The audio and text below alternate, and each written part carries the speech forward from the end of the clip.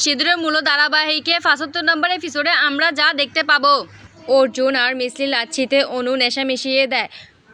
অনু ছদ্মবেশে দূরে এক টেবিলে বসে বলে, এবার হবে নেশা। তখন পিসিমশাই বলে, ওরা যা বলে আমরা সব এই মাইকে শুনতে পাবো। মিসলি আর অর্জুন দুজন লাচ্ছি খেয়ে আবুল তাবুল বকছে। তখন অনু বলে, ওরা কি বলছে এইসব, ওদের আসল রহস্যটা কবে বলবে? ওদিকে মিসলি বলছে, আপনি অনেক জ্বালিয়েছেন আমায়। তখন অর্জুন বলে, আমি অনেক কম জ্বালিয়েছি তোমায়, তোমাকে গুন্ডাদের থেকে বাঁচিয়েছি, জেল থেকে ছাড়িয়ে এনেছি, তোমার বাবার কেসও নিয়েছি। তখন মিসলি বলছে, জানি, তার বদলে এত বড় মূল্য তো নিয়েছেন। তখন অর্জুন বলছে, কি মূল্য? আমি তো ফিসও নিই নাই। তখন মিসলি বলছে, হ্যাঁ বলতে তখন মিসলির হাত থেকে জলের গ্লাস পড়ে। তখন অনুর মাইক লাগানো মেশিনটি নষ্ট হয়ে যায়। অর্জুন বলে, আমাকে কি বলতে চেয়েছিলে বলো?